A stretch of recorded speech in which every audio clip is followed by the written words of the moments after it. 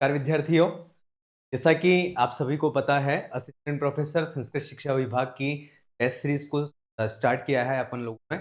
और उसमें जो फर्स्ट टेस्ट था, वो फर्स्ट टेस्ट जिसका विषय था रघुवंश, किरातार्जुनीयम और कुमार संभव। जैसा कि आपको पता है, रघुवंश में 3 सर्गों को हमें पढ़ना है और इसके बाद जो किरातार्जुनीयम के 2 सर्गों को पढ़ना है। और कुमार संभव की बात करें तो पहला और पांचवा जो वह हमें किस तरह से पढ़ना है, ये चीजें हमने इससे पहले क्लास में देख लिया है। किस यूनिट को कितना पढ़ना है, कैसे पढ़ना है, ये सारी चीजें अपन ने देखी हैं। साथ में ही जिन बच्चों ने टेस्ट दिया है, जैसे कि फर्स्ट टेस्ट जो था वह फ्री था, तो सब लोगों ने मोस्ट ऑफ दिया है और उस क्वेश्चंस के लेवल को भी आपने देखा है। ठीक है। एक चीज मैं हमेशा कहता हूं, वो ये है कि हमारा प्रयास यही रहता है कि जितने क्वेश्चन बन रहे हैं को ये इनके किसी भी प्रकार से टेस्ट सीरीज में शामिल किया जाए।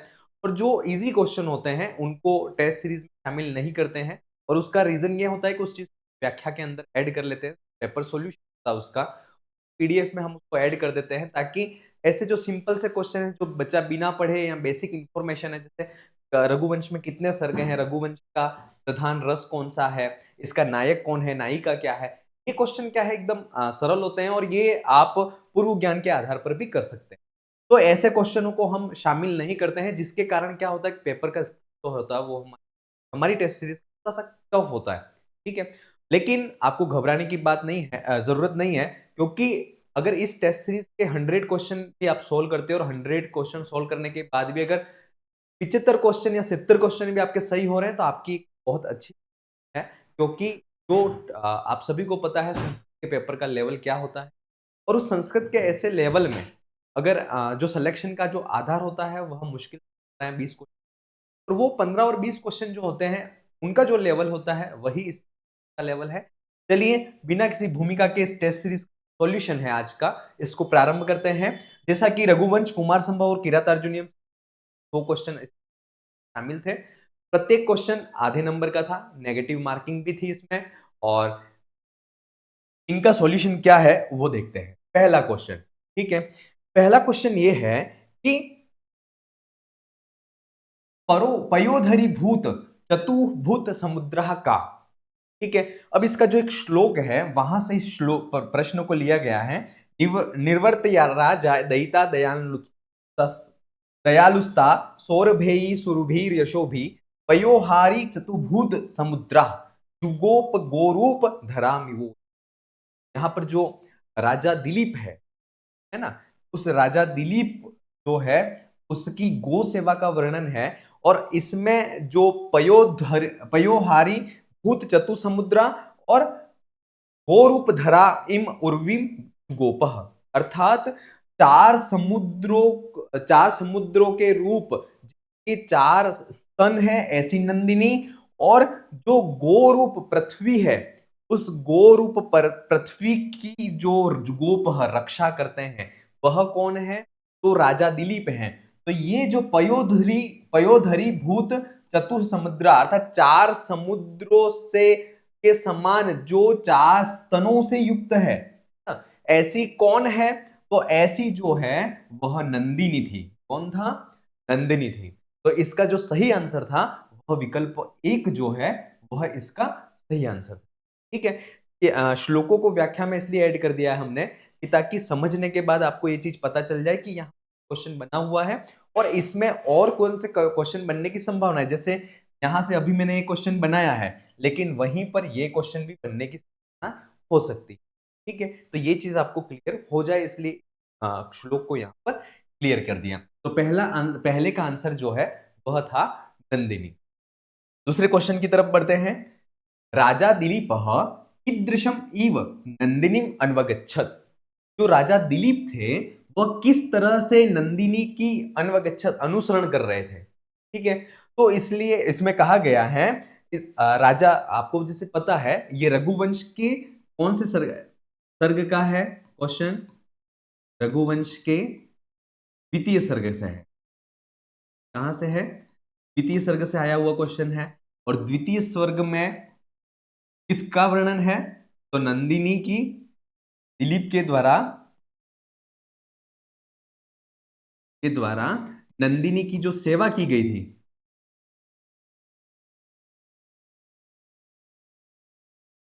उसका वर्णन है।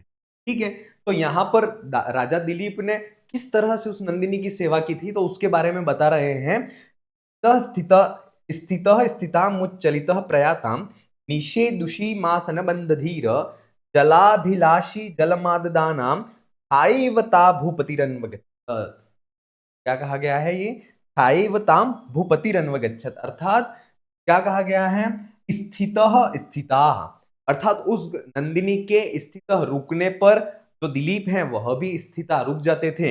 इसके बाद प्रयाता, चलने पर, उच्चलित, वह चलते थे। जब नंदिनी चलती थी तब वह चलते थे। इसके बाद निषेधुषु, नंदिनी जब बैठ जाती थी तब आसन बंद धीर, निचेष्ट होकर के, निश्चल होकर करके और धीर, धैर्यवान होकर के वह जो दिलीप है वह भी आसन बैठ जाते थे।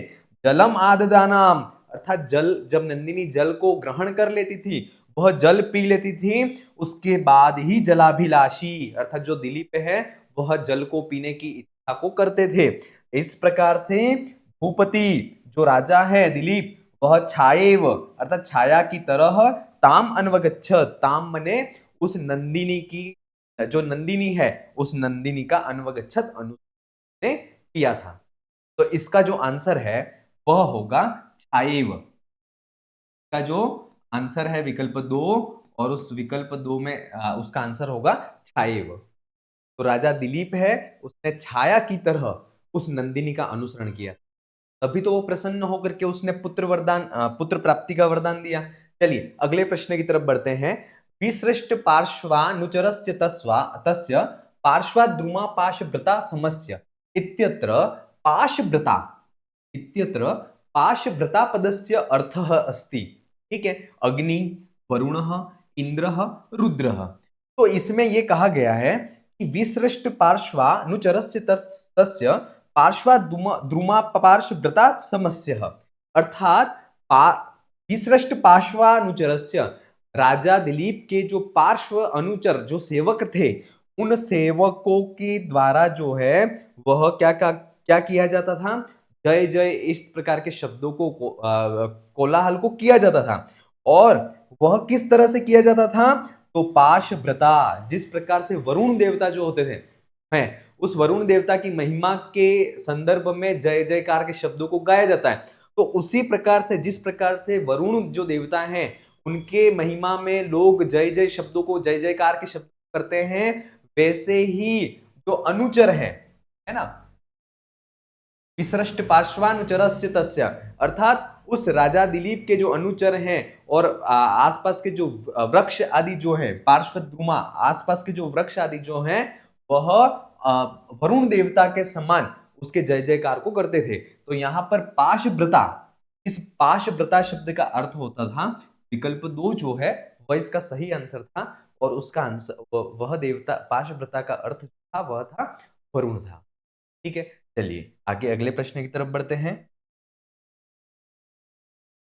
अल्पस्य हेतु बहुहातुमिच्छन् विचार मूढ़ प्रतिभासी में त्वम। देखिए यहां पर ये क्वेश्चन थोड़ा सा कंफ्यूज करता है। अगर ये चीज पूछ ली जाए कि ये कथन किसका है, तो ये जो कथन है वह सिंह, सिंह का नाम क्या था? तो आपको पता है कि सिंह का नाम जो था वह था कुंभोदर। क्या था? कुंभोदर। तो कुंभोदर जो है वह राजा दिलीप से कहते हैं, कुंभोदर जो है वह राजा दिलीप से कहते हैं कि अगर ये पूछा जाता है कि ये कथन किसका है, तो ये कथन जो है वह सिंह का हो सकता है ना।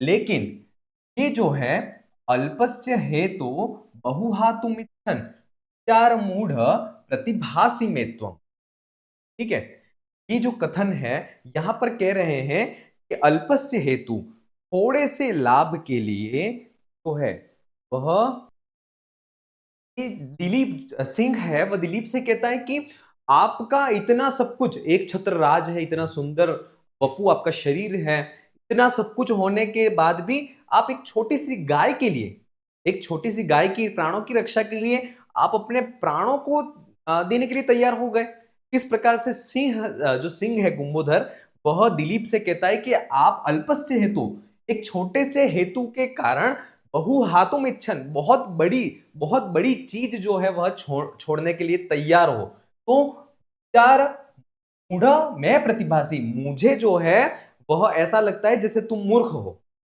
ऐसा राजा जो सिंह है वह दिलीप से कह रहा है। और प्रश्न यहां पर पूछा जा रहा है, इत्यत्र मूढ़ः क प्रतिभासी, यहां पर मूर्ख कौन प्रतिभासित हो रहा है, यह प्रश्न पूछा गया है। तो यहां पर जो मूर्ख है वह दिलीप प्रतिभासित हो रहा है। यहां पर कह पूछ लिया जाए कि इस वाक्य के या इस पद्यांश के वक्ता कौन है, तो इस वाक्य के या पद्यांश के जो वक्ता है वह सिंह है, कुंभोदर है, ये चीज आपको पता होनी चाहिए। लेकिन ये यहां पर मूर्ख कौन प्रतिभासित हो रहा है, तो दिलीप जो है वह मूर्ख प्रतिभासित हो। ठीक है, तो विकल्प जो है वह दो इसका सही आंसर है। ठीक है, चलिए अगले प्रश्न की तरफ बढ़ते हैं। शस्त्रेण रक्षम यत् शक्य रक्षम न तद्यश शस्त्रभृता क्षिणोति कस्य वचनम इदम। ये ये जो वाक्य है वह किसका है। देखिए ये इंपॉर्टेंट है, ये याद रखना कि परीक्षा में ये मोस्ट ऑफ नेट वगैरह के भी पेपर में पूछा जाता है, लेकिन वहां पर यही पूछा जाता है कि किसकी सूक्ति है, यही पूछा जाता है। तो किसकी सूक्ति है ये पूछ ले तो आपको पता होना चाहिए कि ये रघुवंश की। ठीक है, अब ये इसके वक्ता कौन है, तो इसका पहले अर्थ अपन देखते हैं कि शस्त्रेण रक्षम यद शक्यम अरक्षम न तद्य शस्त्र व्रता क्षिणोति। इसका जो श्लोक है वह ये है, स त्वम निवर्तयस्य विहाय लज्जा।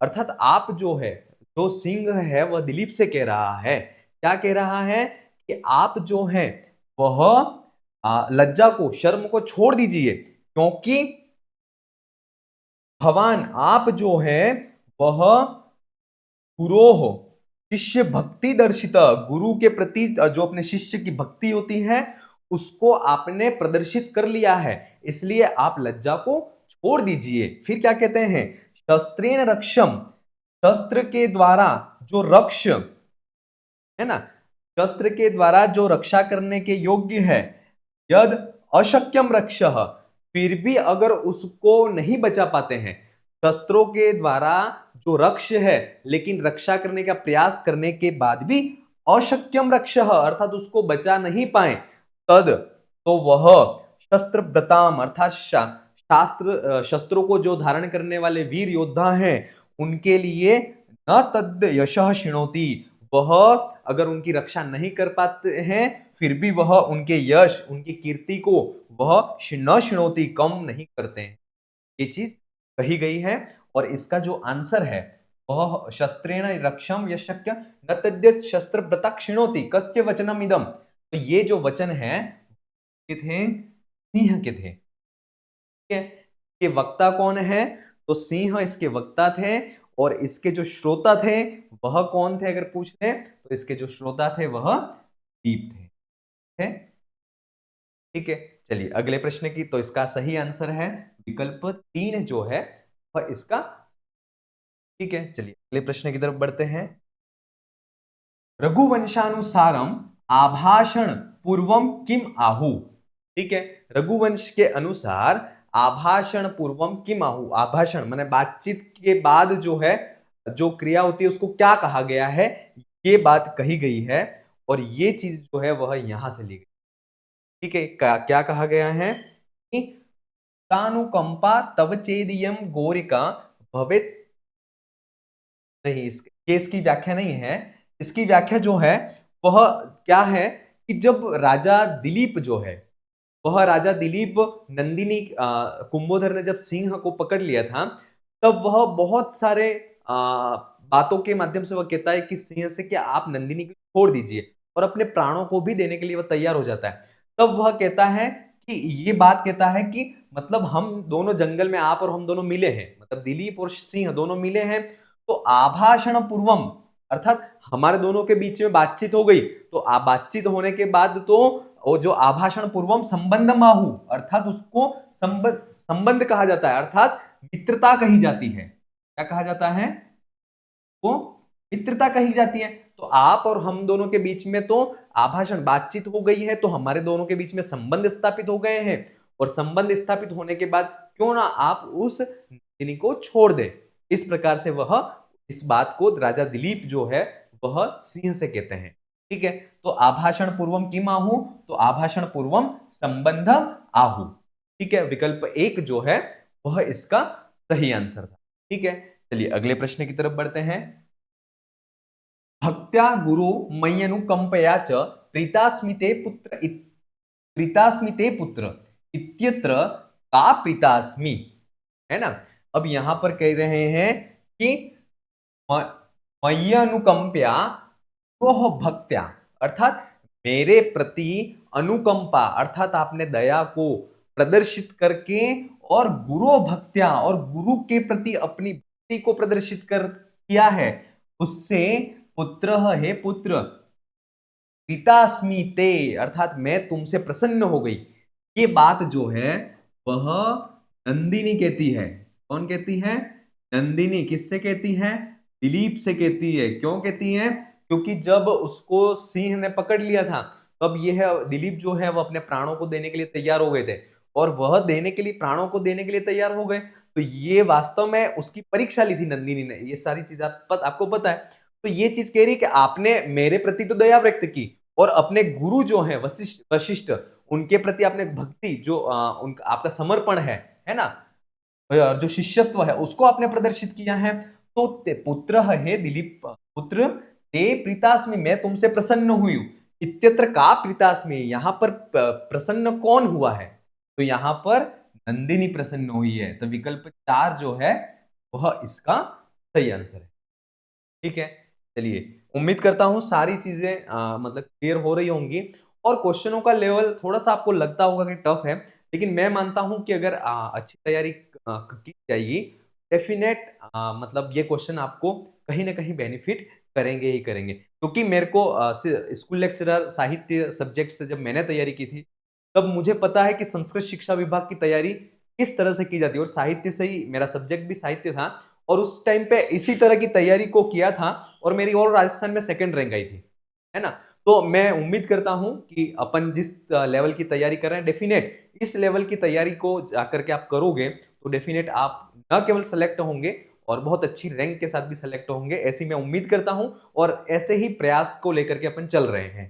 ठीक है, मनुष्य अगला प्रश्न है, मनुष्येश्वर धर्मपत्नी का। अब इसके लिए एक श्लोक है, तस्या खुरन्यास पवित्र पांसु मपांसुलानां धूरि कीर्तनीया मार्गे मनुष्येश्वर धर्मपत्नी रिवार्थ प्रतिरन्वगच्छत्। ये इंपॉर्टेंट सूक्ति है, इसको याद कर लेना। श्रुते रिवार्थ स्मृतिरन्वगच्छत्, सूक्ति कहां से ली गई है? तो रघुवंश से ली गई है। श्रुते रिवार्थ स्मृतिरन्वगच्छत्, ये सूक्ति कहां से ली गई है? तो याद रखना, ये सूक्ति जो है वह रघुवंश से ली गई है। ठीक है, बहुत इंपॉर्टेंट है, परीक्षा में पूछी जाती है। अब यहां पर कह रहे हैं कि अपांसुलानाम पूरी कीर्तनिया, अर्थात जो पतिव्रता जो महिलाएं हैं उनकी धुरी, अर्थात उन अग्रणीय है, जो प्रमुख है, कीर्तनिया ऐसी प्रशंसनीय, जो मनुष्येश्वराणाम धर्मपत्नी, अर्थात मनुष्यों का जो ईश्वर है, ऐसा राजा दिलीप की जो धर्मपत्नी है ना। तो राजा दिलीप की जो धर्मपत्नी वो कौन है? सुदक्षिणा। तो मनुष्येश्वराणाम धर्मपत्नी, अर्थात उस राजा दिलीप की जो धर्मपत्नी है वह पूरन्यास पवित्र पांसु, अर्थात नंदिनी के खुरों से उड़ने वाली जो मिट्टी है, आगे आगे नंदिनी चल रही है, और आगे आगे नंदिनी चल रही है तो उसके खुरों से मिट्टी उड़ रही है, और उसकी मिट्टी से जो पवित्र है, ऐसी जो सुदक्षिणा है वह कैसी प्रतीत हो रही है? तो श्रुति अर्थात वेद आदि जो हैं, उन वेद आदियों की आदि के पीछे स्मृति अन्वगच्छत्, जिस प्रकार वेदों के पीछे स्मृति जो है वह उनका अनुसरण करके चलती है, वैसे ही जो सुदक्षिणा है वह नंदिनी के पीछे पीछे चल रही है। ठीक है, तो श्रुते रिवार्थ स्मृतिरन्वगच्छति इंपॉर्टेंट सूक्त है। और मनुष्येश्वर धर्मपत्नी का, तो मनुष्येश्वर धर्मपत्नी सुदक्षिणा। अब यहां पर मनुष्येश्वर क पूछ ले, तो मनुष्येश्वर राजा दिलीप, ये पता हो ना चाहिए। ठीक, क्लियर ये चीज यहाँ पर। तो इसका जो विकल्प है वह विकल्प एक जो है वह इसका सही आंसर। ठीक है, चलिए अगले प्रश्न की तरफ बढ़ते हैं। गोरूप धरा मुर्विम इव कर रक्षः। ये क्वेश्चन पहले यहां से बना हुआ था, अब यहां ये क्वेश्चन है कि गोरूप धरा अर्थात गाय के समान जो पृथ्वी है ना, गो रूप को धारण करने वाली पृथ्वी है, उसके समान कर रक्षः, किसने रक्षा की, है ना, किसने रक्षा की, तो उसकी रक्षा किसने की थी, तो दिलीप ने। ठीक है, किसने की थी, दिलीप ने जो है वह गो गो के समान जो पृथ्वी है, उस गो के समान गो के रूप को धारण करने वाली जो पृथ्वी है, उसकी रक्षा जो है वह दिलीप करते थे। कौन करते थे, दिलीप। तो इसका जो सही आंसर है वह विकल्प जो है वह इसका सही आंसर है। ठीक है, चलिए अगले प्रश्न की तरफ बढ़ते हैं। डैश डैश डैश डैश ही मनो प्रसूति रिक्त स्थानम पूरियत, एज इट इज श्लोक जो है वो वहां से प्रश्न पूछा गया है। व्रताय तेनानुचरेण धेनोर यशेधि शेषोप्यनुयायी वर्ग न चास न चान्यतस्तस्य शरीर रक्षा स्ववीर्य गुप्ता ही मनो प्रसूति। क्या होता है, जब राजा जो है वह नंदिनी की सेवा कर रहे होते हैं, तब वह सुदक्षिणा को भी वापस भेज देते हैं, और उसके साथ में उनके जो जंगल में उनके साथ में जो सेवक लोग थे उनको, और उनके साथ में जो सैनिक थे उन सबको वापस भेज देते। क्यों भेज देते हैं, क्योंकि मनो माने मनु के कुल में जो उत्पन्न होने वाले जो राजा हैं वह स्ववीर्य गुप्ता प्रसूति, अर्थात वह अपनी जो रक्षा है वह अपने पराक्रम और अपने बल के द्वारा ही अपने स्वयं की रक्षा करते हैं। इस तरह से तो इसका कहते हैं कि व्रताय धेनो व्रताय, अर्थात उस नंदिनी गाय की सेवा के व्रत व्रत का जो पालन कर रहे हैं ऐसे राजा दिलीप जो हैं वह अनुचरेण, है ना, अनुयायी वर्ग न्यषेधि, अर्थात वह शेषो शेषो माने अपनी पत्नी सुदक्षिणा, अपनी पत्नी सुदक्षिणा और अनुचर माने जो उनके साथ में जो सेवक आदि हैं उनको, और जो अपने सैनिक हैं उन सबको वापिस भेज देते हैं। क्यों, क्योंकि न तस्य चान्यत, उसके वहां पर मतलब जंगल में, वह उस जंगल में उस राजा की जो रक्षा है वह शरीर रक्षा शरीर रक्षा तस्य न च अन्यत, अर्थात उसके शरीर की जो रक्षा है, राजा दिलीप के स्वयं की रक्षा है, वह किसी और के माध्यम से नहीं हो सकती है, अपितु मनोप्रसूति मनु के कुल में जो उत्पन्न होने वाले जो राजा हैं वह तो स्ववीर्य गुप्ता, अपने बल अपने ताकत और अपने पराक्रम के द्वारा ही अपने स्वयं की रक्षा करते हैं, इसलिए इन्होंने उनको वापिस भेज दिया था। तो यहां पर जो है वह उत्तर आएगा स्ववीर्य गुप्ता। विकल्प 3 जो है वह इसका सही आंसर था, स्ववीर्य गुप्ता। ठीक है, तो इसका तीसरा विकल्प है वह सही आंसर है। दिलीप केन उद्गीयमानम स्वयशम शुश्रावः, है ना? तो दिलीप ने किसके द्वारा गाया जाता हुआ जो अपना यश है उसको सुना था। तो क्या होता है कि मारुतपूर्ण रंध्रे कुजद्विरापादित वंशकृत्यम शुश्रावः कुंजेषु यशः स्वमुच्चै उद्गीयमानम वन देवता भी, अर्थात जब हवा से पूर्ण जो कीचक एक प्रकार के बांस होते हैं, उनमें क्या होता है कि उनमें हवा का प्रवाह होने से वह आवाज करते हैं। तो वह जो आवाज करते हैं तो वह आवाज किसका कार्य कर रहा है, तो वह आपादित वंश कृत्यम, अर्थात वह बांसुरी के वादन का जो कार्य है वह संपादित कर रहे हैं। और वन देवता भी, अर्थात जो वन देवता हैं वह भी उच्च मतलब जोर जोर से वह उस राजा दिलीप के जो यश है उस यश को गा रहे हैं, और ऐसे उस यश को उस दिलीप ने सुना था। तो यहां पर जो है वह इसका केन स्वयशः शुश्रावः, केन उद्गीयमानम स्वयशः शुश्रावः, तो किसके द्वारा गाया जा रहा है, तो वन देवता भी, विकल्प 3 जो है वह इसका सही आंसर था। ठीक है, चलिए अगले प्रश्न की तरफ बढ़ते हैं। पृष्ठ्या विना अपि दावाग्नि कस्मात् कारणात् शशामः। पृष्ठ्या विना मतलब बारिश के बिना भी जंगल की जो आग है वह किस कारण से बुझ गई, ये बात कही जा रही है। तो ये क्या होता है कि जब राजा दिलीप हैं, राजा दिलीप जो है वह वन में प्रवेश करते हैं। कहां पर प्रवेश करते हैं? वन में जब प्रवेश करते हैं तब क्या क्या घटनाएं होती हैं, तो वो चीज यहां पर कही गई है। शशाम वृष्ट्यापि विना दवाग्नि आसीद विशेषात फल पुष्प वृद्धि पूनम न सत्वेष्वधि पूनम न सत्वेष्वधिको बभादे तस्मिन वनम गोप्तरी गाह माने। यहां पर कहा जा रहा है कि उनके तस्मिन गोप्तरी मतलब प्रजा की जो रक्षा करने वाले राजा दिलीप हैं, उनके तस्मिन उनके वनम गाह माने वन में प्रवेश करने पर क्या होता है? भ्रष्ट्या अपि विना दावाग्नि शशाम, बारिश के बिना भी जो जल की वन की अग्नि है वह शांत हो गई और अस्सी अशेष फल पुष्प वृद्धि आसीद, अर्थात जो पुष्प और फल हैं वह पुष्प और फल जो हैं वह भरपूर वृद्धि को संपूर्ण वृद्धि को प्राप्त हो गए थे। और सत्वेशु माने जो जानवर हैं, है ना, जो जानवर हैं, पूनम अर्थात जो कमजोर हैं उनको अधिको न बबादे, अर्थात जो कमजोर जानवर हैं उनको बलशाली जो जानवर हैं वह न बबादे, अर्थात उनको मारते नहीं थे, परेशान नहीं करते थे। कब नहीं करते थे? ये सारी चीजें कब होती थी? तो तस्मिन वनम गोप्तरिगान माने, अर्थात दिलीप जो है, दिलीप के वन में प्रवेश करने के बाद।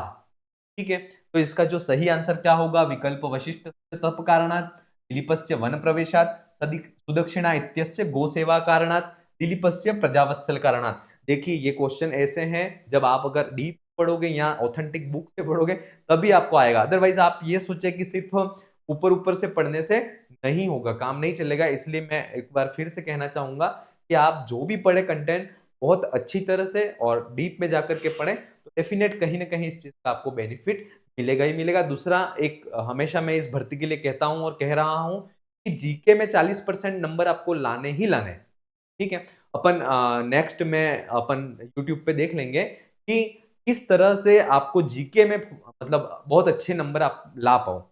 इस चीज को लेकर के अपन एक बार फिर बात करेंगे उसमें। चलिए, तो इसका जो सही आंसर है वह है दिलीपस्य वन प्रवेशात्। क्या है इसका आंसर? दिलीपस्य वन प्रवेशात्। चलिए अगला प्रश्न। देवता पितृ अतिथि क्रियार्थारूपा का, अर्थात देवता पितृ और अतिथि क्रियार्थ रूपा का, तो जो नंदिनी थी वह देवता मतलब देवऋण, पितृऋण और अतिथि ऋण, इनकी क्रियार्थ के रूप में वशिष्ठ के वहां रहती थी। तो इसका जो सही आंसर था वह था नंदिनी। विकल्प 3 जो है वह इसका सही आंसर था। ठीक है, चलिए अगला प्रश्न। दंपत्यों मध्य नंदिनी कथम इव सुषुप्ते।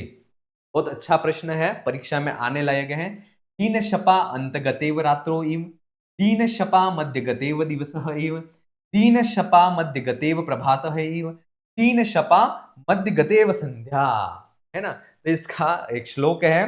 पुरस्कृता वर्तनी पार्थिवेन प्रत्युद्गता पार्थिव धर्म पत्न्या तदंतरे सा वीरराजधेनु दीनम शपा मध्य गतेव संध्या, अर्थात पार्थिवेन प्रत्युद्गता पार्थिव धर्म पत्न्या पुरस्कृता वर्तनी, अर्थात राजा जो है उन राजा और राजा की पत्नी सुदक्षिणा, इन दोनों के द्वारा जब उस नंदिनी की जब शाम को वो वापिस आती थी, तब उसको जब वापिस लाते थे तब नंदिनी आगे तब दक्षिणा आगे आगे, बीच में नंदिनी और इसके बाद में राजा दिलीप, तो वह किस तरह से प्रतीत हो रहे थे? तो कहते हैं दीन शपा मध्य गतेव संध्या, अर्थात दिन और रात्रि, इन दिन और रात्रि के बीच में संध्या किस प्रकार से सुशोभित होती है ना। दीन शपा माने दिन और शपा मने रात, इन दोनों के मध्य मध्य गति व संध्या, इन दोनों के बीच में संध्या किस प्रकार से सुशोभित होती है, उसी प्रकार राजा दिलीप और सुदक्षिणा, इन दोनों के बीच में जो नंदिनी है वह नंदिनी सुशोभित होती है। तो यहाँ पर दिन जो है वह सुदक्षिणा हो गई, रात कौन हो गया, राजा दिलीप हो गए, और संध्या क्या हो गया, तो संध्या जो है वह नंदिनी हो गई। समझ में आ गया, क्लियर। तो इसका आंसर था विकल्प 4, दीन दीन शपा मध्य गति व संध्या, इसका सही आंसर था। ठीक है, चलिए अगले क्वेश्चन की तरफ बढ़ते हैं। अर्थ सिद्धे कार्य सिद्धि द्वारम कहा, अर्थ सिद्धि या कार्य सिद्धि का द्वार के स्वरूप क्या है, इसके द्वारा जो है वह अर्थ सिद्धि या कार्य सिद्धि हो सकती है। तो इसके लिए कहा गया है प्रदक्षिणी कृत्य पयस्विनीताम सुदक्षिणा साक्षात पात्र हस्ता प्रणम्य चार नर्च विशालमस्या श्रृंगांतरम द्वारमिवार्थ सिद्धि।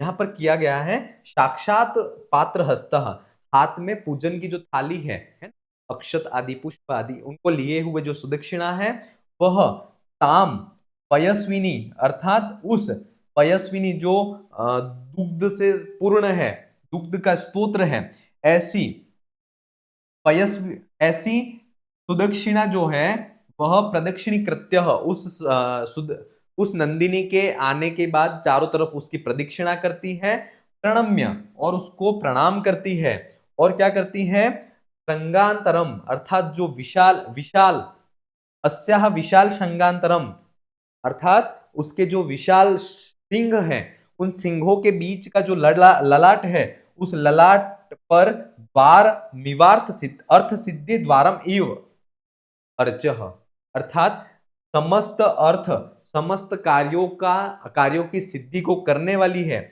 इस कारण से उसके जो सिंगों के बीच का जो भाग है ललाट ये वाला, वहां पर वह तिलक आदि के माध्यम से वह उसकी पूजा आदि को करती है। तो इसका जो सही आंसर है अर्थ सिद्धि कार्य सिद्धि द्वारम एव का द्वारम एव नंदिनी, क्योंकि नंदिनी ही प्रसन्न होकर के इनके अर्थ या इनके कार्य की सिद्धि करने वाली थी, जैसा कि वशिष्ठ पहले सर्ग में कहा था। विकल्प 2 जो है इसका सही आंसर। ठीक है, चलिए अगले प्रश्न की तरफ बढ़ते हैं। रघुवंशानुसारम प्रसाद चिन्हानि भवन्ति, रघुवंशानुसारम प्रसाद चिन्हानि भवन्ति वत्सोत्सुकापि स्तिमिता सपर्या प्रत्यग्रहित सेति नंदनतुस्तो भक्त्योपन्नेषु तद्विधाता प्रसाद चिन्हानि पुरफलानि, अर्थात उस नंदिनी की जब पूजा आदि को किया जा रहा था तो नंदिनी की पूजा आदि को करने के बाद क्या है कि वह नंदिनी वन से आई हुई थी तो उसको बछड़े से मिलना जरूरी था, लेकिन वह भी उसका ध्यान भी जो है वह जो सुदक्षिणा के द्वारा पूजा अर्चना आदि की जा रही थी वह उसकी तरफ था और वह उसको बहुत ही प्रसन्नता के साथ उसका अनुभव कर रही थी। तो कहते हैं कि इससे मतलब इस शकुन से ये प्रतीत होता है कि प्रसाद चिन्हानि पूर्व फलानी, वर्तमान की जो प्रसन्नता के जो चिन्ह है वह निश्चित अभिष्ट फल को देने वाले होते हैं। तो इसका जो है प्रसाद चिन्हानि पूर्व फलानी विकल्प 1 जो है वह इसका सही आंसर। ठीक है, चलिए अगले प्रश्न की तरफ बढ़ते हैं। संतानाय महिष्या सह व्रतम धारयत दिलीपः कति दिनानि व्यती इंपॉर्टेंट क्वेश्चन, बहुत मोस्ट इंपोर्टेंट क्वेश्चन है। एक विंशति दिनानि विंशति दिनानि एक त्रिंशत दिनानि एकोनविंशत दिनानि, कितने दिनों को उन्होंने व्यतीत किया था। तो ये श्लोक है इत्थम व्रतम धारयत प्रजार्थम समम महिष्या महनीय कीर्ति सप्त व्यतीयुत्रिगुणानि तस्य दीनानि दीनोद्धरणोचितस्य। यहाँ पर कहते हैं कि इत्थम इस प्रकार से महिष्या समम अर्थात अपनी पत्नी सुदक्षिणा के समम साथ में प्रजार्थम संतान के लिए व्रतम धारयत व्रत को धारण करने वाला जो राजा दिलीप है वह महनीय कीर्ति अर्थात महान कीर्ति से प्रशंसनीय कीर्ति से जो युक्त है, ऐसा जो राजा दिलीप है वह सप्त गुणानि व्यतीयु अर्थात सप्त माने 7 और 3, 7 का 3 से गुणा करने पर जो आता है 7 का 3 से करने से माने 21 दिनानि व्यतीयु, दिनों के व्यतीत होने पर दिनोद्धरणोचितस्य, अर्थात 21 जो दिन है वह व्यतीत हो चुके थे। तो महिषस्य वध दिलीप कति दिनानि व्यतीयु, एक विंशति दिनानि, विकल्प एक जो है वह 21 बीत गए थे और 22वें दिन जो है वह कुंभोदर जो सिंह है वह नंदिनी को नोच लेता है। ये सारी चीजें आपको पता है, तो ये चीज पता होनी चाहिए कि 21 दिन बीत चुके थे। ठीक है, तो विकल्प एक जो है वह इसका सही आंसर था। चलिए अगले प्रश्न की तरफ बढ़ते हैं। गौरी गुरु गुहाम का अभिवेशे, गौरी गुहाम का आविवेशे। ठीक है, तो गौरी गुहो, गौरी माने पार्वती, पार्वती को माने पार्वती के पापा माने हिमालय, उस हिमालय की गुफा में कौन आविवेशित गया। ठीक है, तो इसमें जैसे कि ये पता है, अन्य अन्य दुरात्मानुचरस्य भावम जिज्ञासमानां मुनिहोमधेनु गंगा प्रपातान विरूढ़ विरूढ़म शंपम गौरीर गोहो गहरम आविवेश, अर्थात अन्यद्यु आत्मानु अनुचरस्य भावः जिज्ञासमाना मुनि होमधेनु, मुनि होमधेनु अर्थात वशिष्ठ के होम का जो कारण है, ऐसी जो गाय है वह आत्मानुचरस्य अर्थात राजा दिलीप जो है, उन राजा दिलीप के जो भाव है, भावों को जिज्ञासमानम जानने के लिए, ठीक है, गंगा के पानी के जल गिरने से जहां पर घास उत्पन्न हुई है, उस घास से जिसका मुख ढक गया है, ऐसे हिमालय की गुफा में आविवेशे वह नंदी जाकर के गिरी जाती है। तो यहाँ पर गोरी गुरु गुहाम का आविवेश है, तो गोरी गुरु गुहाम नंदिनी आविवेश। कल्प तीन जो है, दो जो है इसका सही आंसर। ठीक है, चलिए अगले प्रश्न की तरफ बढ़ते हैं। नंदिन्याम आक्रमण काले राजा दिलीप किम कुर्वन्नासीत्, नंदिनी के आक्रमण के समय जो राजा दिलीप है वह क्या कर रहे थे। भोजनम कुर्वन्नासीत्, सुदक्षिणायाः सौंदर्यं पश्यन्नासीत्, हिमालयस्य सौंदर्यं पश्यन्नासीत्, शयनम कुर्वन्नासीत्। उस समय क्या कर रहे थे, जिस समय उसने राजा दिलीप ने सिंह ने आक्रमण कर लिया, उस समय ये क्या कर रहे थे। तो ये इसका श्लोक कहा गया है, सादुष्प्रदर्शा मनसापि हिंसे रित्यदृशो ग्राप्रहितेक्षणेन अलक्षिताभ्युत्पतनो नृपेण प्रसह्य सिंह किलताम चकर्ष। कहते हैं कि वह क्या करते हैं, सोच रहे थे कि हिंसे अर्थात हिंसक जानवरों के द्वारा मनसा अपि अर्थात सिर्फ वह हिंसक जो जानवर है वह मन से विचार भी नहीं कर सकते हैं। दुष्प्रदर्शासा अर्थात वह हिंसक जानवर है, वह नंदिनी को मारने के लिए मन से विचार भी नहीं कर सकते, ऐसी नंदिनी थी। ऐसा विचार करके वह अदृशो भा प्रहितेक्षणेन अर्थात वह उस क्षण में वह हिमालय जो है, उस हिमालय की शोभा सौंदर्य है उसको मतलब एक टक से वह उसको देख ही रहे थे और अलक्षिताभ्युत्पतनो नृपेण प्रसह्य कील ताम चर्चा अर्थात उसी समय वह बल हट पूर्वक उस सिंह ने उस नंदिनी को दबोच लिया। ठीक है, तो इसका जो सही आंसर है वह विकल्प हिमालयस्य सौंदर्य पश्यन्, ये विकल्प इसका। ठीक है, चलिए अगले प्रश्न की तरफ। मंत्रोषधिभ्याम रुद्रवीर्य भोर्गीव अर्थात मंत्रों और औषधियों के द्वारा जिनका वीर्य पराक्रम ताकत शक्ति को रोक लिया गया है, ऐसे सर्प, भोर्गीव का मतलब होता है सर्प, इसके समान कौन हो गए थे। तो इनके समान जो है वह राजा दिलीप हो गए। कौन हुए थे, राजा दिलीप हो गए थे। कब हो गए थे, तो जब नंदिनी को सिंह ने पकड़ लिया था, उस समय जो इनकी जो स्थिति थी वह किस प्रकार की हो गई थी, ये क्वेश्चन यहाँ पर वहां से बना हुआ है और इसका विकल्प एक जो है वह इसका सही आंसर। ठीक है, चलिए अगले प्रश्न की तरफ बढ़ते हैं। पूर्वा परो तोय निधि वगाय पृथिव्या मानदंड इव स्थित। ठीक है, अब ये प्रश्न जो है वह कुमार संभव से लिया गया है कि विकल्प है भारत देश, हिमालय, पृथ्वी, शिव। तो इसका हिमालय कुमार संभव का पहला मंगलाचरण ही है। अस्त्युत्तरस्याम दिशि देवतात्मा हिमालयो नाम नगाधिराज पूर्वा पर्वतोय निधि वगाय स्थित पृथिव्या इव मानदंड। ये कहा गया है कि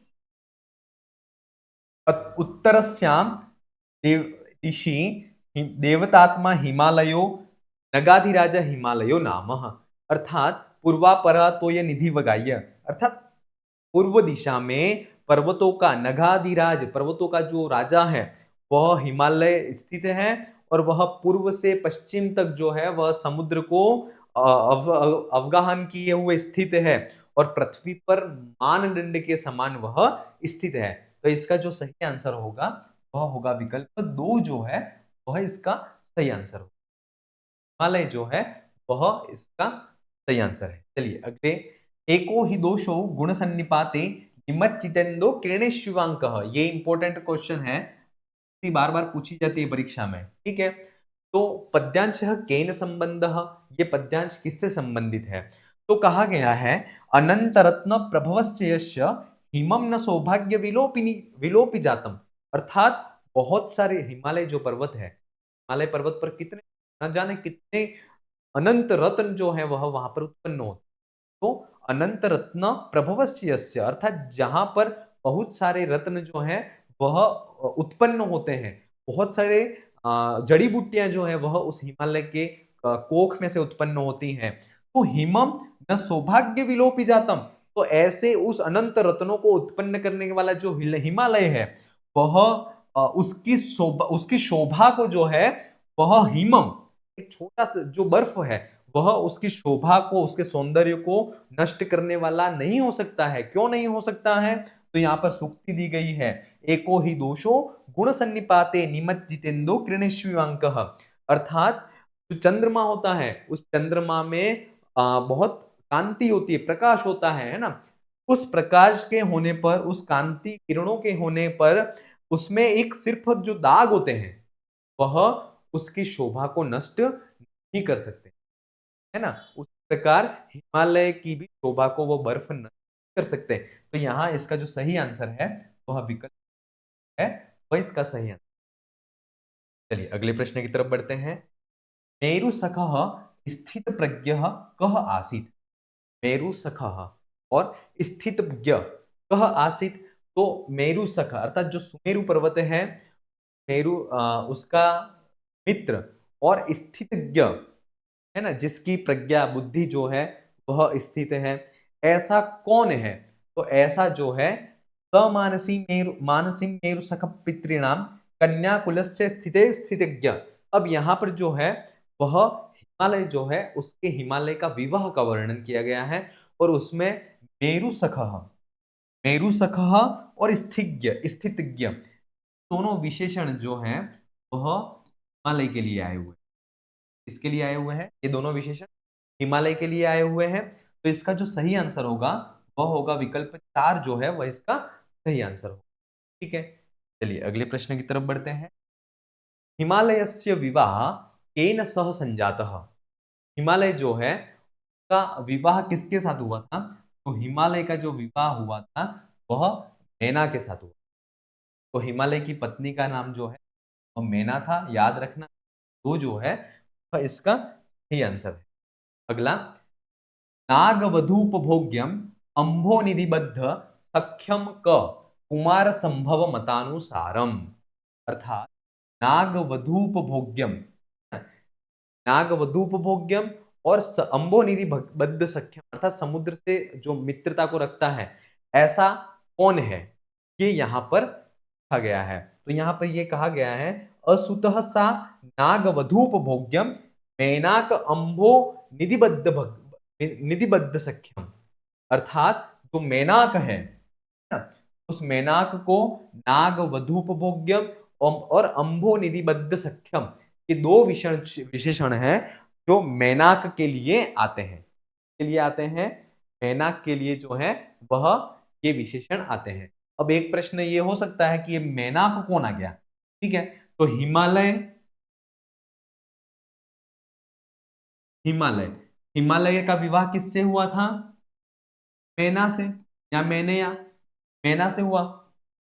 ठीक है, मैना से हिमालय का विवाह हुआ, और इन दोनों के संतान हुई, जिसका नाम था, पुत्र का नाम था, वह था मेनाक। ठीक है, और वह मेनाक नाग वधूप भोग्यम और अंबो निधि बद्ध सख्यम, ये दोनों विशेष मेनाक के लिए तो होते हैं। विकल्प 3 जो है सही आंसर है। ठीक है, चलिए अगले प्रश्न की तरफ बढ़ते हैं। हिमालय से पुत्र से नाम किम, वही हिमालय के पुत्र का नाम क्या है? बता ही दिया कि हिमालय के पुत्र का नाम मेनाक है। ठीक है, चलिए अगला प्रश्न। कुमार संभवानुसारम दक्षस्य कन्या शिवस्य पूर्व पत्नी का। देखिए, जैसे कि इतिहास, अपन पुराण वगैरह सब जगह यही पढ़ते हैं कि पत्नी जो है वह पार्वती है। लेकिन एक आपको एक मैं पौराणिक कथा है वो बता देता हूं। दक्ष, प्रजापति दक्ष थे।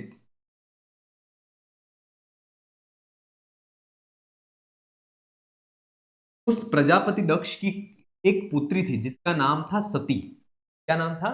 सती। प्रजापति दक्ष जो है वह यज्ञ करते हैं। ठीक है, और सती का जो विवाह है वह शिव से करवाया था। किससे करवाया था? शिव से करवाया था। तो प्रजापति दक्ष जो है वह यज्ञ करते हैं, और यज्ञ करते हैं तो प्रजापति दक्ष क्या करते हैं, समस्त अपने समस्त देवताओं को आह्वान करते हैं, समस्त देवताओं को बुलाते हैं, समस्त सगे संबंधी रिश्तेदारों को बुलाते हैं, लेकिन वह अपनी पुत्री और जमाई जो है, अपने दामाद शिवजी और सती को नहीं बुलाते हैं। तो यज्ञ का समय आ जाता है, यज्ञ का समय आने के बाद यज्ञ प्रारंभ होता है। तो सती जो है, जो कि दक्ष की पुत्री थी, वह भी सोचने लगती है, वो विचार करती है कि पिताजी ने सबको बुलाया है तो हमें क्यों नहीं बुलाया। तो हो सकता है कि पापा पिताजी जो हैं वह भूल गए होंगे हमें आमंत्रित करना। तो वह शिवजी को कहती है कि हमें अपने पिताजी के द्वारा जो यज्ञ हो रहा है वहां पर सभी लोग जा रहे हैं तो हमें भी जाना है। तो इस तरह से वह फिर जो सती है वह शिवजी को लेकर के वहां पर यज्ञ में जाती है। लेकिन वहां पर जो प्रजापति है वह सती और शिवजी का अपमान करते हैं, जिससे सती जो है वह सती उसी में अग्नि का आश्रय लेकर के मृत्यु को प्राप्त हो जाती है, और शिवजी वापिस आ जाते हैं। और सती जो है वह मृत्यु को प्राप्त होने के बाद उसका जो अगला जन्म है वह मेना के गर्भ में आती है।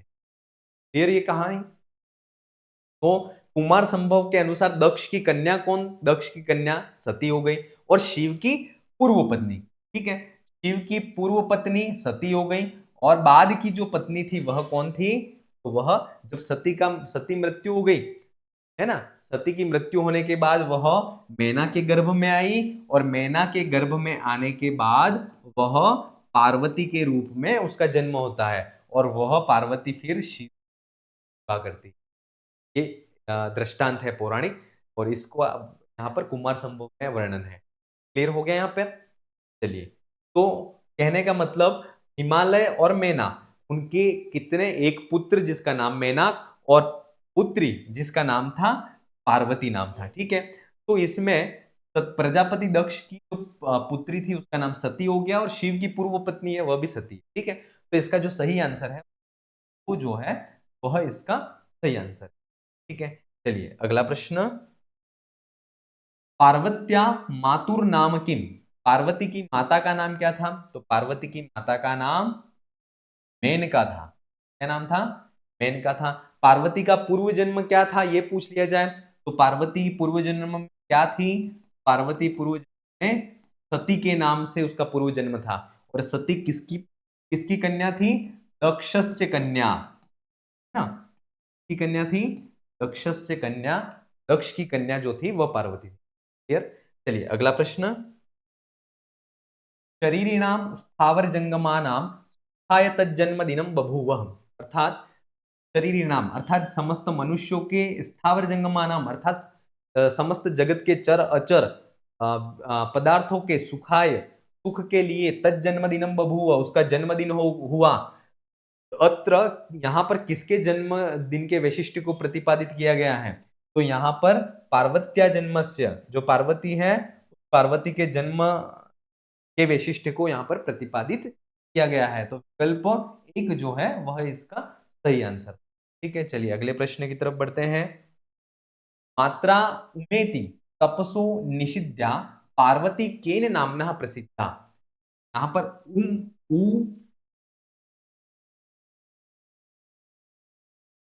में और ती। ठीक है, उमेति, उम मने तप, उ मने तप, तप के लिए मात्रा, माता के द्वारा, उ मने तप के लिए, मां मने माम मने मत के एति मने निश्चित। उ मने तप, तप, तप में मने नहीं, मतलब निषिद्ध करने पर, एति है ना, माता के द्वारा तप के लिए निषिद्धा, निषिद्ध तप के लिए निषिद्धा मना करने पर पार्वती जो है वह किस नाम से प्रसिद्ध हुई थी। ठीक है, तो यहाँ पर मेति मात्रा तपसो निषिद्धा पश्चात उमाख्याम सुमुखी जगाम, अर्थात वह उमा के नाम से वह प्रसिद्ध हुई थी। जब माता ने तप के लिए मना किया, उसके बाद वह उमा के नाम से प्रसिद्ध हुई थी। और यहाँ पर सुमुखी अगर प्रयुक्त किया जाए, सुमुखी किसके लिए आया है, तो वो जो सुमुखी है वह भी पार्वती के लिए आया है। क्या आया है, पार्वती के लिए। ठीक है, चलिए अगला प्रश्न। तो इसका जो सही आंसर है वो विकल्प 2 हो गया। अगला प्रश्न, तया सपूतश्च विभूति, तया सपूतश्च विभूषितश्च इत्यत्र सपदः कस्य कृते अस्ति, है ना, तया सपूतश्च विभूषितश्च। तो यहाँ पर जो तया शब्द और सप शब्द दो है, तया शब्द और स शब्द। तो तया शब्द जो स शब्द है वह हिमालय के लिए आया है, मतलब उस पार्वती के जन्म से, तया मने उस पार्वती के जन्म से, तो तया शब्द जो है वह पार्वती के लिए आया है। ये स शब्द है वह हिमालय के लिए आया है। तो तया मने उस पार्वती के जन्म से, स मने वह हिमालय, पुतश्च पवित्र हो गया, विभूषितश्च और सुशोभित हो रहा है। क्लियर। तो यहाँ पर तया शब्द, तो तया शब्द जो है वह किसके लिए आया है, तया शब्द पार्वती के लिए आया है, स शब्द हिमालय के लिए आया है। तो यहाँ पर विकल्प 2 जो है का सही आंसर। ठीक है, चलिए अगले प्रश्न की तरफ बढ़ते हैं। पार्वत्या कंठस्य निस्तलस्य मुक्ताकलापस्य च अन्योन्योशोभाजन अन्योन्योशोभाभाजनात् कीदृशः शोभा बभूव।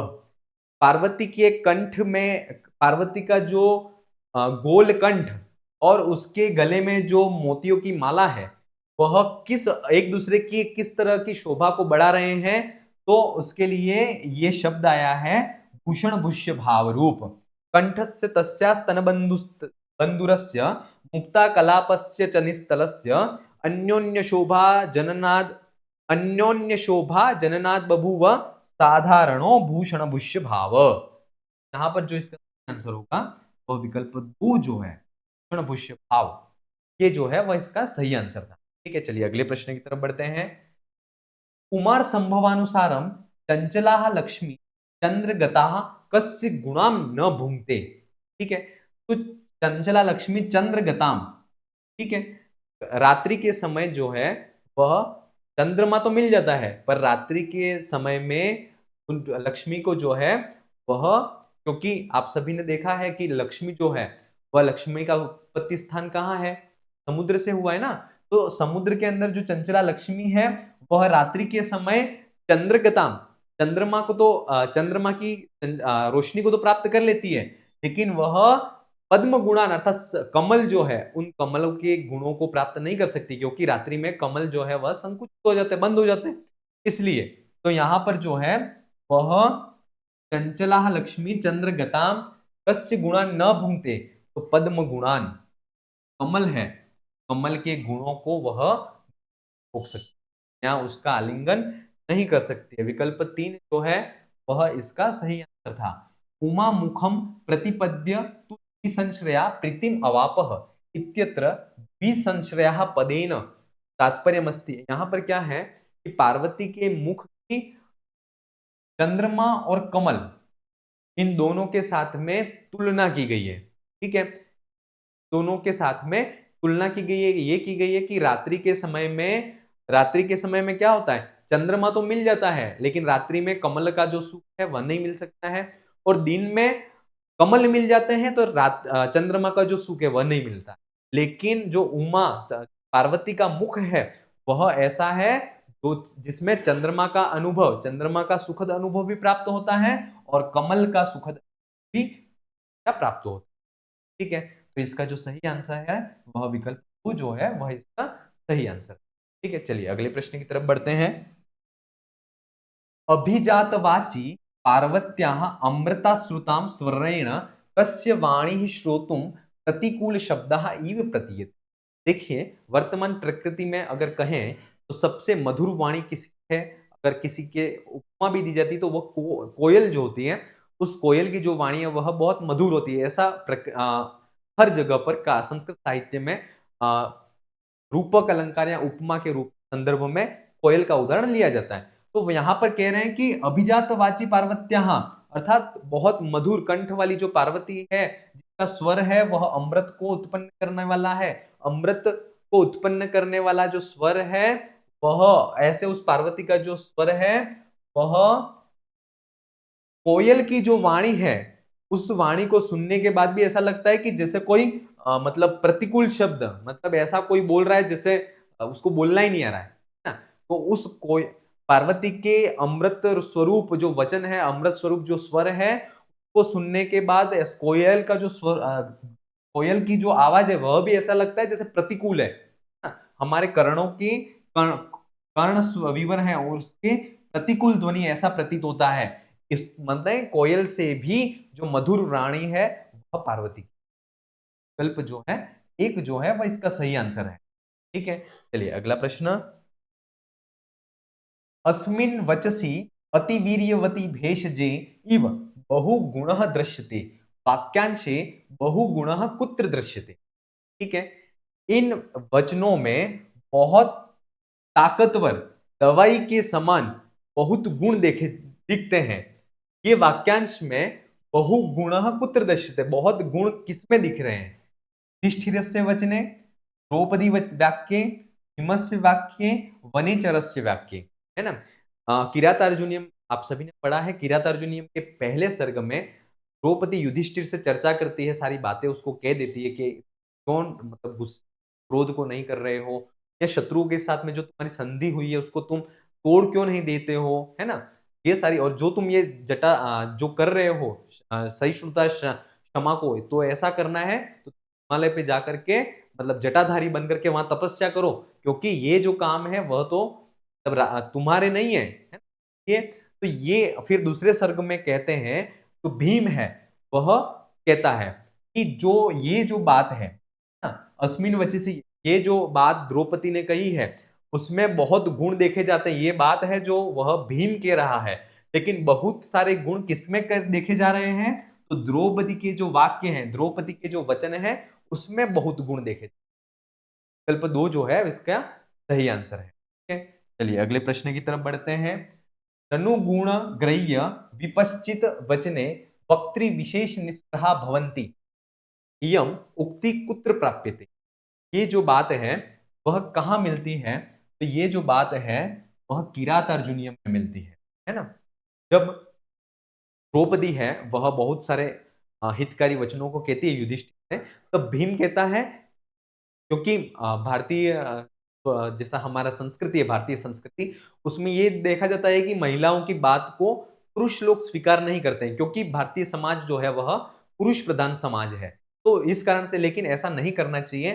तो ये बात वहां पर कही जा रही है कि यद्यपि द्रौपदी स्त्री है, स्त्री के वचन पुरुष को स्वीकार नहीं होते हैं, लेकिन फिर भी नूनम गुणम ग्रह्य विपश्चितः, विपश्चितः माने जो विद्वान लोग होते हैं वह गुणों को ग्रहण करने के कारण वक्तृ विशेष वचने निष्प्रहा भवंती, अर्थात वक्ता विशेष के विषय में वह निष्प्रह, अर्थात वह किसी भी तरह का कोई संदेह रखने वाले नहीं होते हैं। अगर वक्ता कोई भी हो, अगर उससे छोटा हो, बड़ा हो, या फिर महिला हो या पुरुष हो, लेकिन अगर वह गुणों को देने वाला है तो वह कोई भी वहां पर संदेह नहीं करते हैं।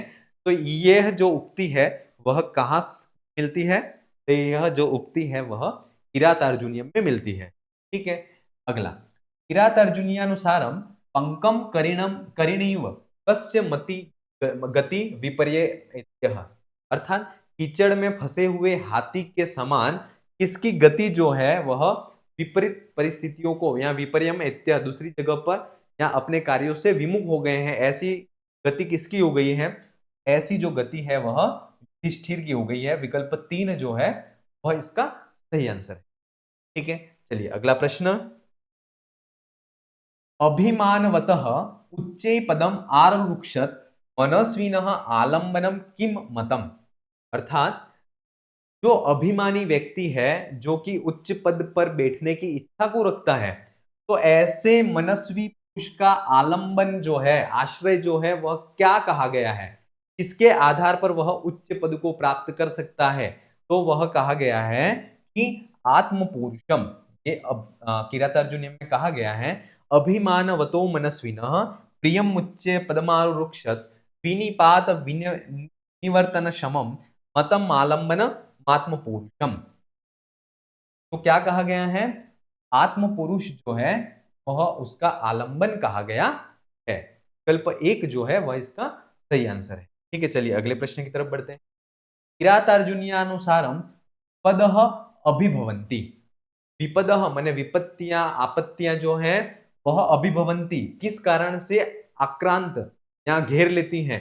तो अविक्रमम, अर्थात जो पराक्रम, वीरता से रहित जो राजा है, उस वीरता से रहित जो राजा है उसको ही विपत्तियां अभिभवंती, क्रांतित कर देती हैं। ये इसके लिए श्लोक की प्रथम पंक्ति में ही कहा गया है, विपदो अभिभवन्त्य अविक्रमः।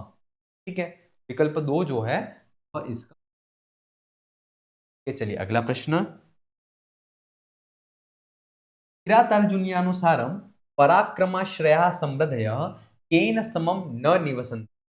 किरातार्जुनी के अनुसार पराक्रम के आश्रय की जो समृद्धियां हैं ना, जो पराक्रम के आश्रय से ही निवास करती हैं, पराक्रम के आश्रय के साथ में रहती हैं, वह केन समम न निवसन्ति, वह किसके साथ में नहीं रहती हैं? तो विकल्प होगा विषादेन, और विषादेन का अर्थ होता है क्षमा या सहिष्णुता। क्षमा या सहिष्णुता, ये अर्थ भी किताबों में मिलता है। तो अगर पराक्रम के आश्रय से जो समृद्धियां रहती हैं वह किसके साथ में नहीं रहेंगी? तो विषादेन, अर्थात क्षमा या सहिष्णुता अगर तुम धारण कर लेते हो तो जो समृद्धियां पराक्रम से के आश्रय से रहती हैं वह नहीं रहेंगी। तो इसका विकल्प 3 जो है वह सही आंसर है, और इसका देखिए ये योग भी यहां पर दिया गया है। ठीक है, चलिए अगला प्रश्न। हे जननाथ तव अनुजन्म नाम आविष्कृत पौरुषे भुजे किम फलम श्लोकांशस्य वक्ता अस्ति। अब यहां पर कहा जा रहा है कि अगर भीम जो है वह कहते हैं युधिष्ठिर से कि एकदम सरल तरीके से अगर आपके सुयोधन जो शत्रु हैं वह अगर राज्य को दे दें, तो हे जननाथ, हे लोगों के नाथ, हे राजन, तो फिर आपके जो हम भाई हैं अनुजन्म नाम, मतलब हमारे जो भुजाओं से जो पौरुष है, पौरुष माने बल या ताकत जो है, उसका हमारे जन्म लेने से क्या क्या फल होगा? अर्थात हमारे बल, हमारी भुजाओं में इतना ताकत है, इतना पराक्रम है, इतनी शक्ति है, उसका क्या प्रयोजन? क्योंकि जब हमें जो शत्रु राजा है वह मतलब बहुत ही आसानी से अगर शासन को दे दे, तो इसका जो वक्ता है वह विकल्प 2 भीम जो है इसके वक्ता थे। चलिए अगला प्रश्न। अभिमान धनस्य पुरुषे आनुषंगिक फलम किम आहु। ठीक है, अभिमान धन, अर्थात अभिमानी जो व्यक्ति है, ऐसे अभिमानी व्यक्ति के लिए आनुषंगिक फल क्या है? तो आनुषंगिक फल जो है वह लक्ष्मी है, और प्रमुख प्रधान फल जो है, प्रधान फल अगर पूछ लें तो प्रधान फल जो है वह यश है। क्या है? अभिमान धनस्य पुरुषे प्रधान फलम किम, तो प्रधान फलम जो है वह यश, ये यश कहा गया है। और आनुषंगिक फल जो है वह क्या कहा गया? आनुषंगिक का मतलब होता है अप्रधान। अप्रधान फल का क्या कहा गया है? तो लक्ष्मी जो है वह अप्रधान फल कही गई है। विकल्प 3 जो है वह सही आंसर है। हे नृप तत् प्रमादजम तमः निर्धूय विक्रमे मतिम एव कुरु पद्यांशः क कम कथयति। ठीक है, हे राजन, तत् इसलिए प्रमादजम आलस्य के कारण जो अंधकार उत्पन्न हुआ है उसको निर्धुय नष्ट कर करके विक्रमे पराक्रम में ही मतिम अपनी बुद्धि को कुरु लगाइए। ये बात कौन किसको कह रहा है? किरात अर्जुनीय की बात है। और ये जो बात है वह भीम जो है वह युधिष्ठिर से कह रहा है, हे युधिष्ठिर, तुम उस प्रमाद से उत्पन्न होने वाला जो अंधकार है उसको नष्ट कर दो और पराक्रम में वीर कार्यों में अपनी बुद्धि को लगाओ।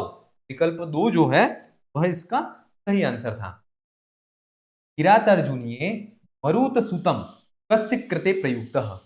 मरुत सूत जो है ये बात किसके लिए प्रयुक्त हुई है किरात अर्जुनियम में? तो ये बात जो है वह विकल्प 2 जो भीम है उसके लिए ये विशेषण प्रयुक्त हुआ है। मरुत सूत किसको कहा गया है अगर पूछ लिया जाए तो मरुत सूत जो है वह मरुत सूत किसको कहा गया है? तो मरुत सूत जो है वह भीम को कहा गया है। ये चीज चाहिए। ठीक है, चलिए अगला प्रश्न। सहसा विदित न क्रिया म विवेक परमा पदा पदाम सुक्तिरियम कुत्र प्राप्यते, बहुत ही प्रसिद्ध सुक्ति है और ये जो है वह किरातार्जुनीयम में मिलती है। कहाँ मिलती है? किरातार्जुनीयम। ठीक है, विकल्प 1 जो है वह सही आंसर है। किरातार्जुनीयानुसारम न्यायापादित किम, है ना, नीति न्याय के द्वारा उत्पादित उत्पन्न होने वाले जो सिद्धि का भूषण है वह क्या है? प्रसभाभरणम पराक्रम स नयापादित सिद्धि भूषणम। तो नयापादित सिद्धि भूषणम पराक्रम, तो इसका जो विकल्प 3 जो है वह इसका सही आंसर। ठीक है, चलिए अगले प्रश्न की तरफ। किरातार्जुनीयानुसारम नेतुमिच्छताम पुरुषम सर्वेणापि पुरः धिया किम अपनेयम। ठीक है, नेतुमिच्छताम पुरुषम सर्वेणाम अपि पुरः धिया किम अपनेयः। ठीक है, जो उन्नति को प्राप्त करने की इच्छा रखने वाला जो पुरुष है, ऐसा जो पुरुष है वह बुद्धि के द्वारा सबसे पहले किसको नष्ट करे? बुद्धि के द्वारा सबसे पहले किसको नष्ट करे, ये चीज यहां पर कही जा रही है। तो ये इसके लिए कहा गया है कि रोषमय तिमिरम, ना, रोषमय जो अंधकार है उसको सबसे पहले नष्ट करना है। और ये अपने तो मुदित मिच्छताम तिमिरम रोषमयम या पूरा, विकल्प 4 जो है। ठीक है, चलिए अगला प्रश्न। कह पुरुष क्षय पक्ष ऐंदवी कला इव सकला शक्ति संपद हंति, है ना, कृष्ण पक्ष की चंद्रमा की कला के समान कौन पुरुष जो है वह समस्त शक्तियों को नष्ट कर देता है ना? तो लोभ जन्मना, लोभ के जन्म से उत्पन्न होने वाला जो अंधकार है उसको जो नहीं रोकता है, कोप से उत्पन्न होने वाला जो अंधकार है उसको जो नहीं रोकता है, असत्य के से जो उत्पन्न होने वाला जो मोह है उसको जो नहीं रोकता है, मोह के जन्म से जो अंधकार उत्पन्न होता है उसको जो नहीं रोकता है। तो इसका आंसर क्या होगा?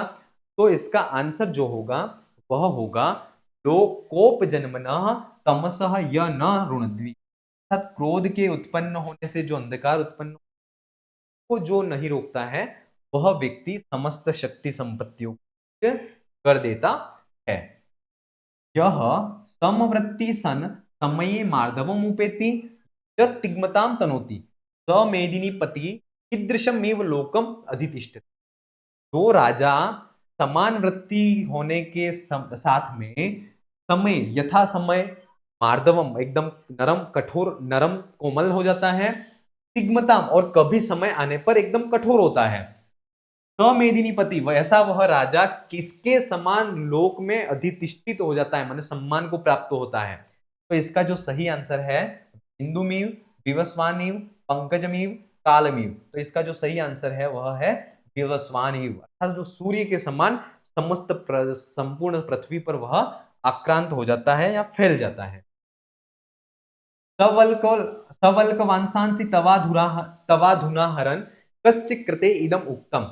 ये बात किसके लिए कही गई है? किरातार्जुनीयम के पहले सर्ग में कहा गया है कि जब अर्जुन जो थे पहले वह कुरु देश को जीत करके बहुत सारे सोना आदि को लेकर के आए थे, लेकिन अब वनवास में है तो वहां पर क्या करते हैं, वल्कल जो वस्त्र हैं उसको लेकर के आते हैं। तो द्रौपदी उसको कहती है कि वह वर्तमान में वल्कल वस्त्र को लेकर के आ रहे हैं, तो क्या इनको देख करके भी अर्जुन जो है कि तुम्हारे लिए बहुत सारा सोना लेकर के आते थे, वो अब आपके लिए वल्कल वस्त्र को लेकर के आते थे, क्या तुम्हें गुस्सा नहीं आता है क्या? ऐसी बात कह रही है द्रौपदी। तो ये जो बात है वह किसके लिए ये कहा गया है? तो इसका जो सही आंसर है वह अर्जुन के लिए कहा गया है। वल्कल वांसांसी तवा धुनाहरन, ये जो बात है वह अर्जुन के लिए कही गई कि वह अर्जुन जो है वह वल्कल वस्त्रों को लेकर के आते हैं। किरातार्जुनीयम महाकाव्य की कथा वस्तु जो है वह कहां से ली गई है? तो किरातार्जुनीयम महाकाव्य जो है कि 18 सर्गों में निबद्ध है और वह महाभारत के वन पर्व से इसका उपाख्यान जो है वह लिया गया है। रघुवंशानुसारम योगे नान्ते तनुत्तिजाम इति अवयम उक्ति पंक्ति केन आश्रमेण संबद्धा। ये जो उक्ति है वह किस आश्रम से संबंधित है? तो देखिए, केशवेभ्यस्त विद्यानाम, ये जो है वह तो ब्रह्मचर्य आश्रम से संबंधित है। यौवने विषयेषिणाम, ये जो लाइन है वह गृहस्थ आश्रम से संबंधित है। वार्धके मुनिवृत्ता नाम, ये जो है वह वानप्रस्थ आश्रम से संबंधित है। योगे नान्ते तनुत्यजाम, ये सूक्ति है वह संन्यास आश्रम से। तो यहां पर पूछा जा रहा है योगे नान्ते तनुचित अत्यजाम, ये सूक्ति किस आश्रम से संबंधित है? तो ये सूक्ति जो है वह संन्यास आश्रम से, इससे संबंधित है, संन्यास आश्रम से। विकल्प 3 जो है वह इसका सही आंसर है। चलिए अगले प्रश्न की तरफ बढ़ते हैं। रघुवंशस्य त्रयोदश सर्गस्य नाम किम। रघुवंश के 13वें सर्ग का नाम क्या है? अयोध्यागमनम, मेलनम, विलक्षण मेलनम और दंडका प्रत्यागमनम। तो इसका सही आंसर है वह विकल्प 4 है, दंडका प्रत्यागमनम। ठीक है, विकल्प 4 जो है वह इसका सही आंसर है। चलिए अगले प्रश्न की तरफ। दिलीपस्य प्रजा पुरुषः युषजीविन्यः निरातंकः निरीतयः केन भवन्ति, है ना? तो दिलीप जो है वह वशिष्ठ से ये बात कहते हैं, पुरुषायुष जीविन्यः, अर्थात जो प्रजा है वह 100 सालों तक जीवित रहने वाली, आतंक से रहित, निर्भीक जो है वह किससे होती है? तो ये जो है वह वशिष्ठ से होती है। होती है वशिष्ठ के द्वारा ही ये जो है वह इनकी प्रजा होती है। अगला प्रश्न। प्रियेषु सौभाग्य फला ही चारुता, ऐसा उक्ति कस्य काव्यस्य। ये जो उक्ति है वह किसकी है? तो ये जो है वह कुमार संभव की उक्ति है, कुमार संभव। ठीक है, चलिए अगला प्रश्न। मनोरथा नाम गतिर्न विद्यते कस्य इदम वाक्यम। ये जो वाक्य है वह किसका है? तो ये हमें पता होनी चाहिए कि ये वाक्य कुमार संभव का है, तो ये जो है वह पार्वती का है। का वाक्य है, पार्वती का वाक्य ये है। चलिए, पार्वती विलोल दृष्टम पुत्र निक्षेप इवार्पितम। जो पार्वती है जब तपस्या करने के लिए गई थी तो अपनी विलोल दृष्टि है वह किसके पास न्यास के रूप में दृश्य रख करके गई थी? तो ये जो है वह हिरांगणासु, जो हिरणियां हैं उस हिरणियों के पास में यह रख के गई थी। और विलोल दृष्टि तो इनके पास रख गई थी, और विलास दृष्टि जो है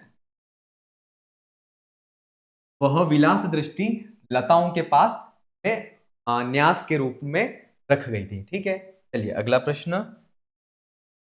यतः सताम सन्नगात्री संगतम मनीषी भी किम उच्यते।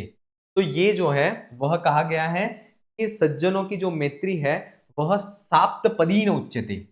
विकल्प 4 जो है वह इसका सही उत्तर है, साप्तपदीन उच्यते। कुमार संभवानुस कुमार संभवस्य सूक्ति अस्ति, कुमार संभव की कौन सी सूक्ति है? तो न धर्म वृद्धेषु वयः समीक्षते, श्रुतिरिवार्थ स्मृतिरन्वगच्छति, ये तो रघुवंश की मैंने बताई थी। अपरिणामोपशमो दारुणो लक्ष्मीमदः, ये कादंबरी की ये बात भी है। वो नहीं खलु सर्वः सर्वम जानति, ये मुद्रा राक्षस की है। तो इसका जो है कुमार संभव, ये विकल्प एक जो है वह इसका सही आंसर है। अगला प्रश्न, किरातार्जुनीयानुसारम अस्य धर्मार्थ काम रूप त्रिगण परस्परम न बाध्यते। इसके तीन गण जो धर्म अर्थ काम रूप जो तीन गण हैं वह परस्पर नहीं बाधित होते हैं। तो जो वनेचर है वह युधिष्ठिर से सुयोधन के राज्य की प्रशंसा को करता है, उस समय ये बात कहता है। तो इसका जो सही आंसर है वह है सुयोधनस्य, विकल्प 3 जो है वह सही आंसर है। अगला प्रश्न, रघुवंशानुसारम मलिन जलस्य परिशुद्धि हेतु का आसीत, है ना। मलिन जो जल है उसकी परिशुद्धि का हेतु कौन है? तो इसके लिए ये 13वें सर्ग से लिया गया प्रश्न है और इसका विकल्प 2 जो है वह सही आंसर है। अगस्त्य जो है वह मलिन जल के परिशुद्धि का हेतु कहे गए हैं। पंचाप्सरो यौवन कूटबंधे क उपनीतः, इंद्र ने जो है वह 5 अप्सराओं के यौवन रूपी कुटबंध में किसको डाल दिया था, ये यहाँ पर पूछा जा रहा है और ये भी उसी 13वें सर्ग का ही है। और इसका जो सही आंसर होगा वह होगा शातकर्णी, विकल्प 4 जो है सही आंसर है।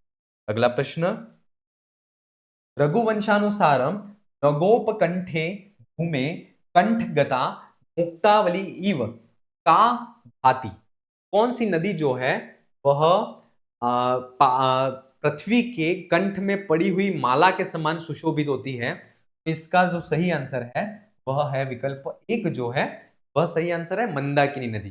मंदाकिनी जो है वह पृथ्वी के गले में पड़ा हुआ जो हार है के समान स्थित होती है।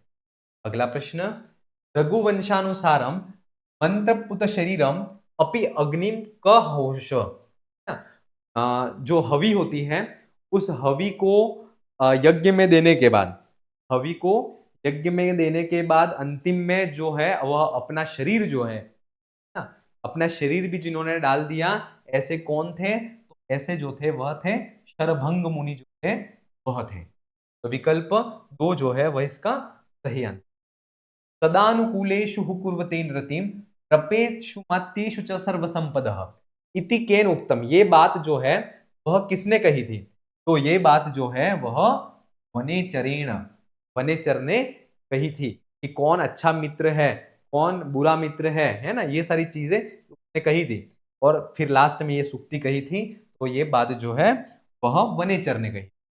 ठीक है, चलिए अगला प्रश्न, रघुवंशानुसारम केकई कामा फलितास्तवेति इति उक्त्वा क अरुदत, जब वापिस आ रहे थे वनवास से राम, तब वहां पर श्रृंगवेरपुर जब आता है तब राम जो है वह लक्ष्मण से, राम जो है वह सीता से कहते हैं कि जब वनवास के समय पे सुमंत्र जब उनको वहां पर छोड़ने आए थे, तब सुमंत्र जब दोनों अलग हो रहे थे तब वहां पर सुमंत्र उससे गले लिपट करके रोते हैं कि, और वहां पर ये शब्द बोलते हैं कि केकई तुम्हारी जो इच्छा थी वह आज फलीभूत हो गई है और राम वनवास को जा रहे हैं, ऐसा कह करके वह रोते हैं। तो ये जो बात है वह कौन कहता है? तो ये जो बात है वह सुमंत्र कहते हैं। कौन कहते हैं? मंत्र कहते हैं। चलिए अगला प्रश्न, रघुवंशानुसारम सा इयम मदीया जननी इव इत्यत्र सा का, जब नदियों का परिचय करवा रहे थे तब ये कहते हैं कि ये तो मेरी माता के समान है। तो ऐसी राम जो है वह किस नदी के बारे में कहते हैं? तो सरयू नदी के बारे में कहते हैं कि ये तो मेरी माता के समान है और मुझे ऐसा प्रतिभासित हो रहा है कि जिस प्रकार कौशल्या मेरे विरह में आज मुझे देखेगी तो वह मुझे गले लगा लेगी, उसी प्रकार ये सरयू नदी भी मेरी माता के समान है और मुझे ऐसा प्रतिभासित हो रहा है जैसे वह मुझसे आलिंगन, मुझे गले से लगाना चाहती है। ठीक है, चलिए कुमार संभवानुसारम गजाजिनम शोणित बिंदु वर्षिका, यहां पर क्या होता है जब पार्वती शिव को प्राप्त करने के लिए तपस्या को करती है, जो ब्रह्मचारी आकर के वहां पर पार्वती और शिव इन दोनों की बीच में तुलना करता है। तो वह कहता है कि आप मतलब एक नववधु और बहुत सुंदर रेशमी वस्त्रों को पहनने वाली, और कहाँ वह हाथी की चमड़ी खाल को पहन करके और उसमें से जो रुधिर है वह भी टपक रहा होगा, ऐसे उस शिव के साथ में आप विवाह करोगे। तो ये जो कुमार संभवानुसारम गजाजिनम शोणित बिंदु वर्षी का, तो ये जो है वह भगवान शिव जो है वह है। ठीक है, चलिए। और ये वधुदुकुलम कलहंस लक्षणम क, तो ये जो है वह पार्वती थी। कुमार संभवस्य पंचम सर्गे आहत्य कति श्लोकाः सन्ति। ये श्लोक कितने हैं किसमें, ये चीज परीक्षा में पूछी जाती है और आपको पता भी होना चाहिए। और इसमें जो श्लोक हैं वह षडशीति 86 जो श्लोक हैं वह पांचवें स्वर्ग में मिलते हैं। रघुवंशे तस्मात् यदा मुच्ये तथा संविधातुम अर्हसि अत्र तस्मात् पदात् कस्य ऋणात् मुक्ति अपेक्षिता, है ना। रघुवंश में प्रथम सर्ग में राजा दिलीप के संतान नहीं होते, पुत्र नहीं होता है, तो वह एक चिंता में रहते हैं। तो वास्तव में पुत्र जन्म का संबंध किस ऋण से है, तो पितृ ऋण से है। और इसका सही आंसर है वह विकल्प एक। और पितृ ऋण के लिए से मुक्ति के लिए वह किसके आश्रम में जाते हैं, तो वशिष्ठ के आश्रम में जाते हैं। ठीक है। अहो दुरंता बलवद विरोधिता इति यम उक्तिरस्ति, ये जो बात है वह किसकी है, कहां से ली गई है, ये चीज तो आपको पता ही है। ये जो चीज है वह किरातार्जुनीयम है। और इसका जो सही आंसर है वह विकल्प एक जो है वह सही आंसर है। इसका जो ये उक्ति है वह वनेचर की थी। न बाध्यते बाध्यते अस्य त्रिगणः परस्परम इत्यस्मिन् पदे अस्य पदम प्रयुक्तम अस्ति। अस्य पद किसके लिए आया है, तो सुयोधनाय, सुयोधन के राज्य में जो तीन गण थे धर्म अर्थ और काम, वह परस्पर बाधित नहीं कर रहे थे। प्रवृत्ति सारा हलुमादृशम गिरह इति वचनम वर्तते, ये बात किसने कही थी, ये बात भी वनेचर ने कही थी, क्योंकि वनेचर तो सिर्फ बता सकता है। वह राजा से कह रहा है कि मेरा काम सिर्फ वहां जाकर के देखना था और ये बात मैं सिर्फ आपको बता सकता हूं। तो इसका जो सही आंसर है वह विकल्प एक जो है वह सही answer. Dash dash dash dash विजिगुषे, तो यश से विजिगुषे, ये परीक्षा में कूट सुमेलित करने में भी आ सकता है ये श्लोक, याद रखना। त्यागाय संवृतार्था नाम सत्याय मितभाषिणाम यश से विजिगुषुणाम प्रजाये ग्रह मेधिना। ठीक है, चलिए अगला प्रश्न। क्लेशः फलेन ही क्लेशः फलेन ही पुनर्नवताम विद्यते उक्तिर्यम अस्ति, ये बात कहां पर कही गई है, ये बात जो है वह कुमार संभव में कही गई। कहां कही गई है, कुमार संभव में कही गई है। और वास्तव में ये सूक्ति जो है वह इंपोर्टेंट भी है। अगला प्रश्न। प्रतिबध्नाति ही श्रेय पूज्य पूजा व्यतिक्रम सुक्तिरियम कस्मिन काव्य वर्तते, ये सुक्ति कहां मिलती है, तो ये जो सुक्ति है वह रघुवंश में मिलती है। कहां मिलती है, रघुवंश में मिलती है। चलिए अगला प्रश्न। चित्रभानु मतानुसारम किरातार्जुनीयस्य नायको अस्ति, तो चित्रभानु मतानु इसके मत के अनुसार जो नायक है, इन्होंने किरातार्जुनीयम पर शब्दार्थ शब्दार्थ दीपिका टीका लिखी थी। कौन सी लिखी थी, शब्दार्थ दीपिका। और शब्दार्थ दीपिका टीका के आधार पर इन्होंने चित्रभानु के अनुसार किरातार्जुनीय का जो नायक है वह युधिष्ठिर है। और वैसे अगर किसी और के अनुसार पूछे तो उसका नायक जो है वह अर्जुन है। अगला प्रश्न। पंचाप्सरो वर्तते, है ना, पंचाप्सरो वर्तते, तो इसका जो सही आंसर है वह है सातकर्णी। ये सरोवर किसका था, सातकर्णी जो मुनि है का ये था। यो मंत्र पूताम तनुमप्य होशित इत्यत्र यह इति वाचको अस्ति, जिन्होंने मंत्रों से जो पवित्र है ऐसे शरीर को भी यज्ञ में डाल दिया, ऐसा कौन था, तो यह शब्द किसके लिए आया है, तो शरभंग, शरभंग जो है उनके लिए ये आया है। चलिए अगला प्रश्न। आत्मकर्म शमम देहम छात्रो धर्म इवाश्रितः इत्युक्ति अस्ति, ये उक्ति किसकी है, तो ये जो बात है वह दिलीप के लिए कही गई है। ठीक है, रघुवंश में से लिया गया इस प्रश्न है। न रत्नम अन्विष्यते मृगये मृग्यते ही तत् इति उक्ति अस्ति। ये उक्ति किसकी है कि रत्न है वह ढूंढता नहीं है अपितु वह तो ढूंढा जाता है। ये उक्ति जो है वह ब्रह्मचारी जो है वह ब्रह्मचारी की थी और वह पार्वती से कहते हैं। विकल्प 4 जो है वह इसका सही आंसर है। इश्वाकुणा इश्वाकुणादुरा इश्वाकुणाम दुरापार्थे तद्विना ही सिद्धयः इति कह कम प्रति आह। ये बात कौन किसके लिए कहता है? तो राजा दिलीप जो है वह वशिष्ठ से कहते हैं कि हे वशिष्ठ, इक्ष्वाकु वंश के राजाओं के जो भी स्त्रियां हैं, है ना, विपत्ति का जो समय होता है उस समय की जो स्त्रियां हैं तो आपके ही अधीन है। तो विकल्प 2 जो है वह इसका सही आंसर है। ठीक है, चलिए अगले प्रश्न की तरफ। थोड़ा सा अपन गति फास्ट है लेकिन क्वेश्चन ज्यादा है इसलिए, और थोड़े से इजी भी हैं इसलिए थोड़ा सा फास्ट कर रहे हैं। ठीक है, ज्ञाने मौनम क्षमा शक्तो त्यागे श्लाघा विपर्ययः इत्यादि श्लोके कस्य राज्ञः प्रशंसा वर्णितः। किसकी प्रशंसा को वर्णित किया गया है यहाँ पे? तो राजा दिलीप की जो प्रशंसा है यहाँ पर किया गया है कि जो राजा दिलीप है वह ज्ञान होने पर भी मौन थे, शक्ति होने पर भी सहिष्णुता क्षमा को धारण करते थे, और श्लाघा विपर्ययः अर्थात त्याग करने पर भी वह प्रशंसा को नहीं करते थे। किरातेषु कस्य शासन व्यवस्थाया प्रशंसा करता। किरात के द्वारा किसकी शासन व्यवस्था की प्रशंसा की गई थी? तो सुयोधन के शासन की व्यवस्था प्रशंसा जो है वह किरात के द्वारा की गई थी। किसके सामने? तो युधिष्ठिर के सामने। प्रतिबध्नाति ही श्रेय पूज्य पूजा व्यतिक्रम कस्य यम मुक्ति। ये जो बात है वह इसके वक्ता कौन है, ये चीज यहां पर पूछी जा रही है। तो इसकी जो वक्ता है वह है वशिष्ठ जो है वह इसके वक्ता है। विकल्प 4 जो है वह इसका सही आंसर है।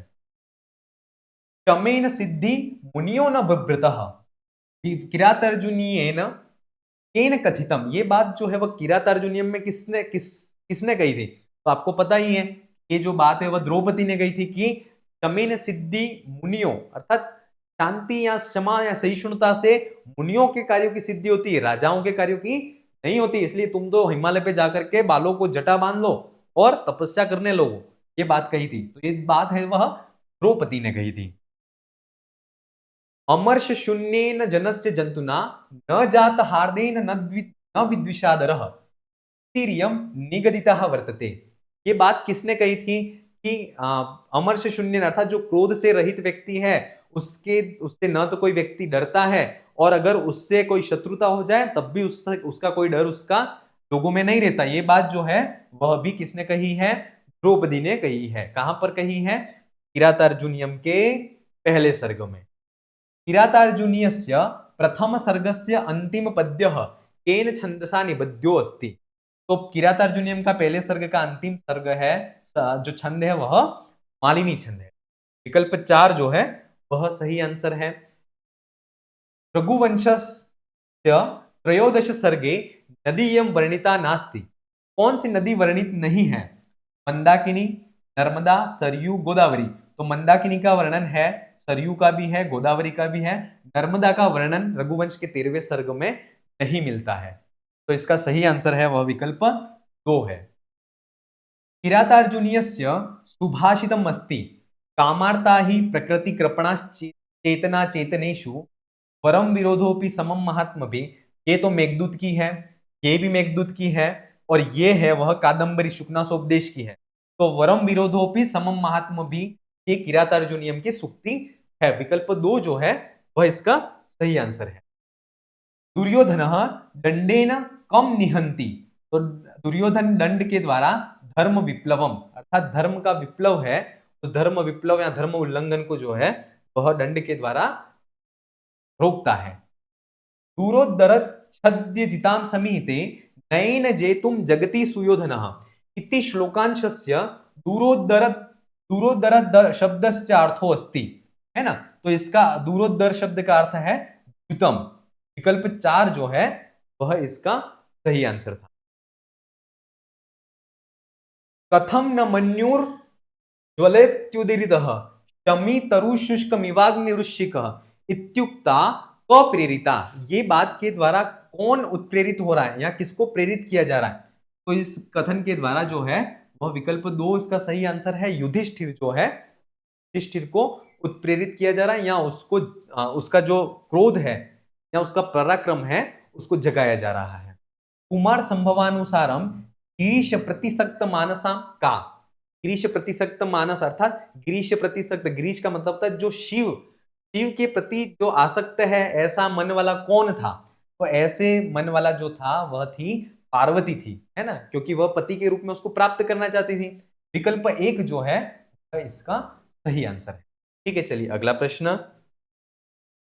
पदम सहेत भ्रमरस्य पेलवम शीरीष पुष्पम न पुनः पतत्रिण कथनस्य क्रमश वक्ता श्रोताश्च स्त, है ना। ये जब पार्वती की जो माता है वह उसको तपस्या के लिए रोकती है, तब कहती है कि बेटा शीरीष का जो फूल होता है उस शीरीष के फूल को वह इतना कोमल होता है कि वह भ्रमर जो भोरा होता है उसके पैरों को तो सहन कर सकता है, लेकिन वह पक्षी के चलने के जो दर्द होता है या पक्षी के चलने का जो वजन होता है उसको सहन नहीं कर सकता है, क्योंकि वह तो बहुत कोमल होता है। इसलिए बेटा आप भी, तपस्या बहुत ही कठिन काम है और आपका जो शरीर है वह बहुत कोमल है, तो आप उसको नहीं सहन कर सकते।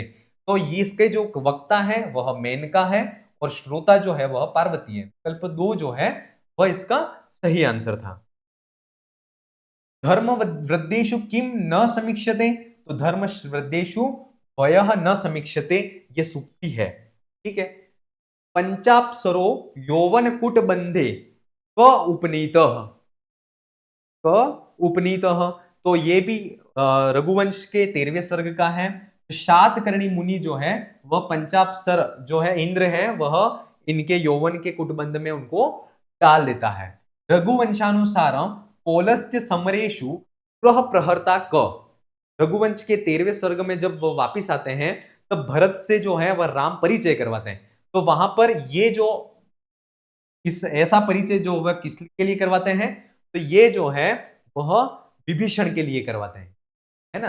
पौलस्त्य समरेशु पुरः प्रहर्ता विभीषण अस्ति, तो विकल्प 2 जो है वह इसका सही आंसर है।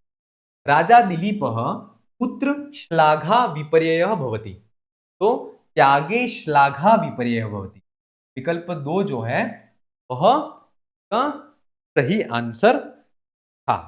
ठीक है, तो इस प्रकार से आज की क्लास में जो असिस्टेंट प्रोफेसर संस्कृत साहित्य की टेस्ट सीरीज थी इस सॉल्यूशन को हमने देखा।